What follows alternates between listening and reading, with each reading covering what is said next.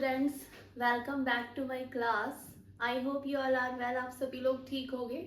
और आज की इस वीडियो में मैं थर्मल एंड पीटी से हटके एक जीएस का टॉपिक आपके लिए लेकर आई हूँ, जिसका नाम है मल्टीलेटरल ऑर्गेनाइजेशन। मतलब आज हम बात करने वाले हैं एक ऐसी ऑर्गेनाइजेशन के बारे में जो हमारे डेवलपमेंट में सपोर्ट करती है। तो मैं किस ऑर्गेनाइजेशन की बात आज करूँगी आपसे, उसको हम देख लेते हैं।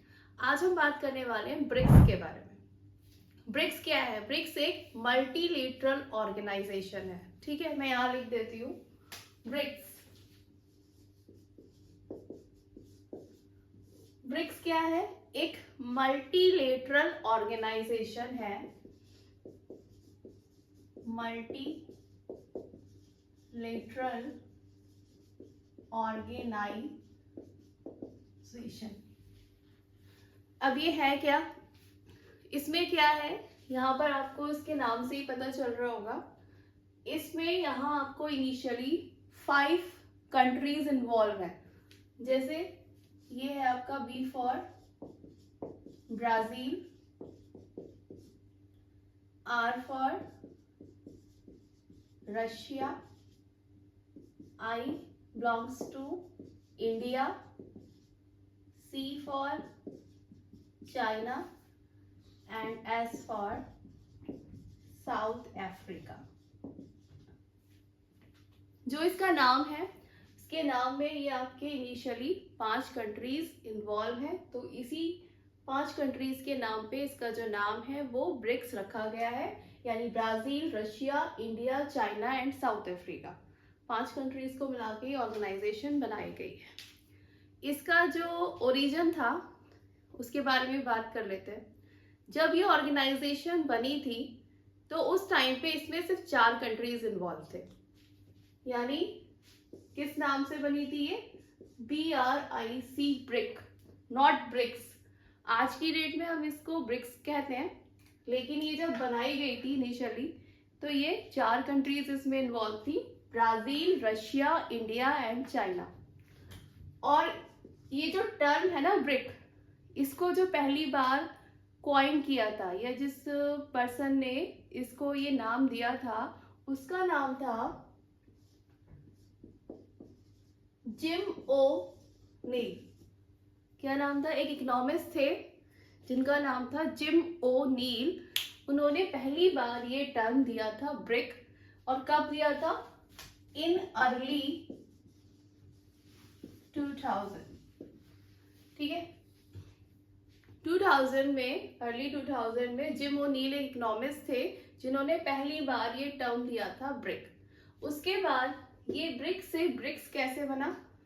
इसके बाद इसके जो पहली मीटिंग हुई, या आप मीटिंग बोल सकते हो इसे या समिट बोल सकते हो। यानी इसमें क्या है, इन 4 कंट्रीज के इनिशियली जो बड़े बड़े लीडर्स थे उस टाइम के, वो इन्वॉल्व होते थे इनकी मीटिंग्स में, इसकी समिट में।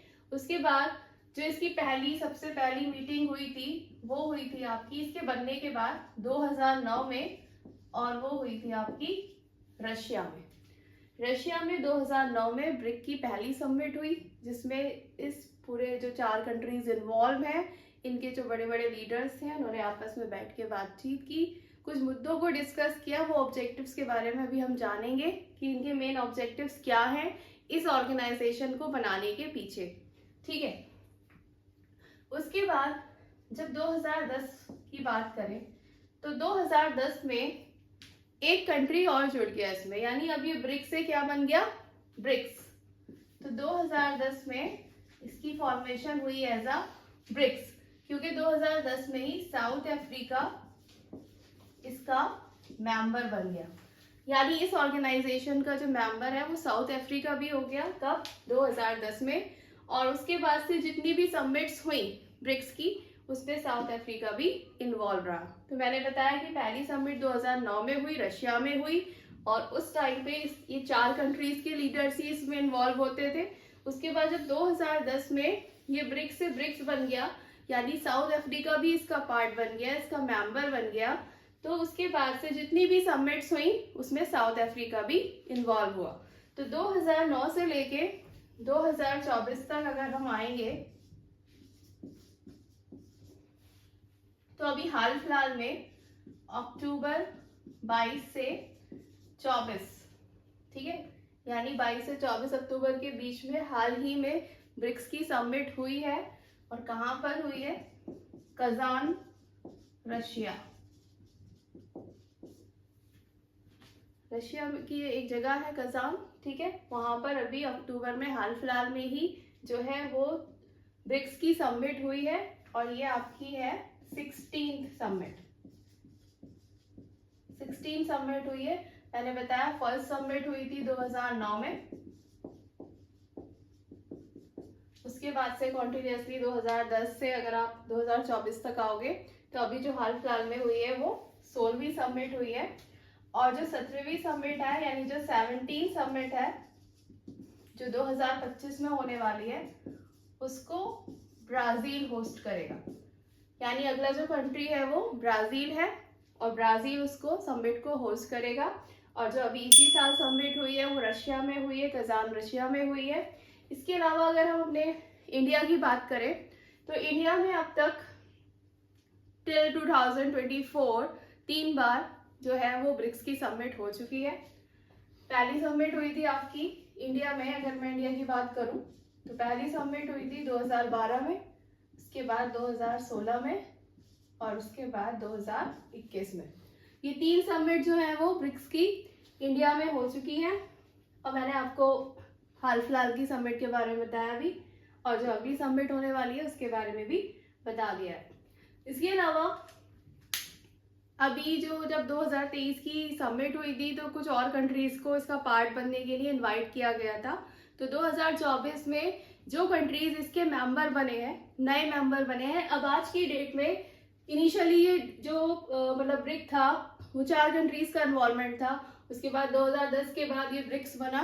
और अगर मैं आज की डेट की बात करूं तो आज इसमें टोटल 9 मेंबर्स हैं, ठीक है। तो अब कौन कौन से वो 4 कंट्रीज हैं जिसमें इन्वॉल्व हुए हैं जो हाल फिलहाल में ब्रिक्स का पार्ट बने हैं, ठीक है, उसको भी देख लेते हैं। तो हम इसी में ऐड कर देते हैं।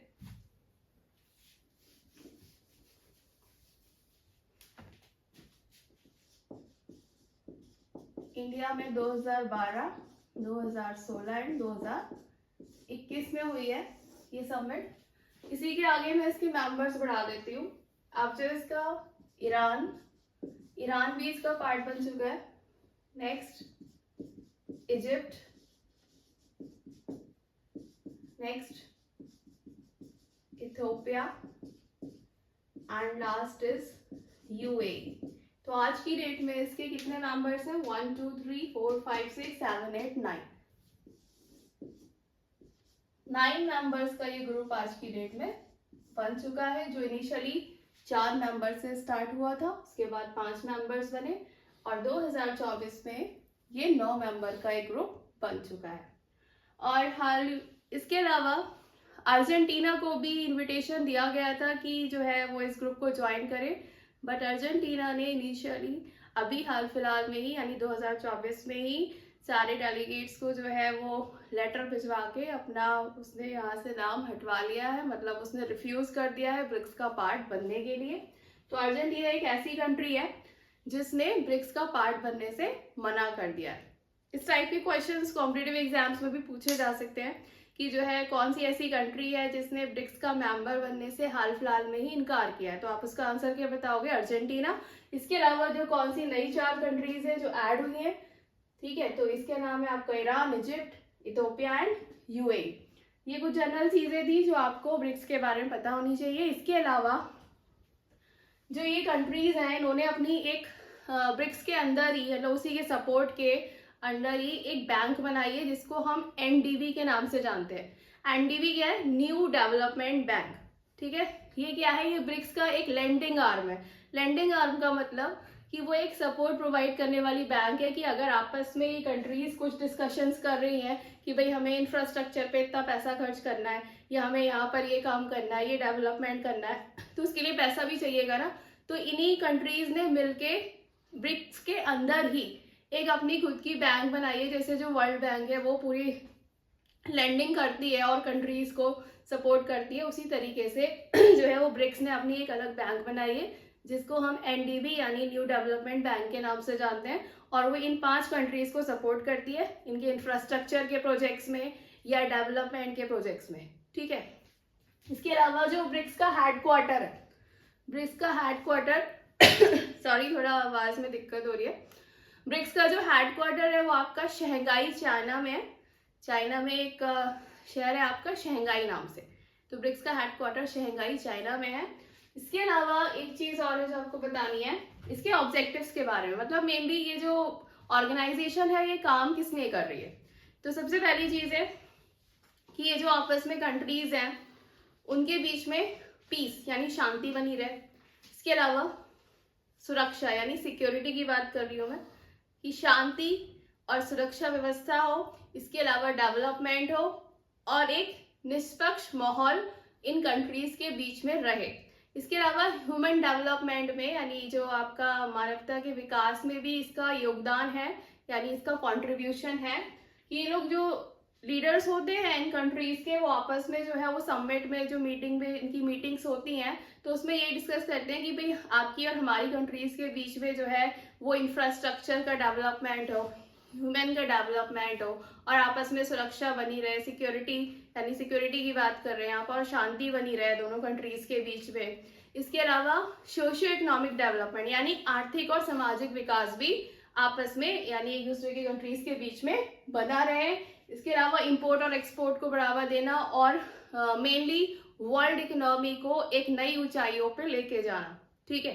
तो ये इसका मेन उद्देश्य है। तो आज की क्लास में हमने जो है वो ब्रिक्स के बारे में देखा। इसके अलावा मैं आपको जीएस के और भी टॉपिक्स लेकर आऊंगी, और जो मल्टीलेटरल ऑर्गेनाइजेशन है जैसे आपका आसियान हो गया और भी ग्रुप्स हैं। तो बने रहिए मेरी वीडियोस के साथ, मेरे चैनल को लाइक कीजिए एंड वीडियोस को सब्सक्राइब कीजिए। Thank you.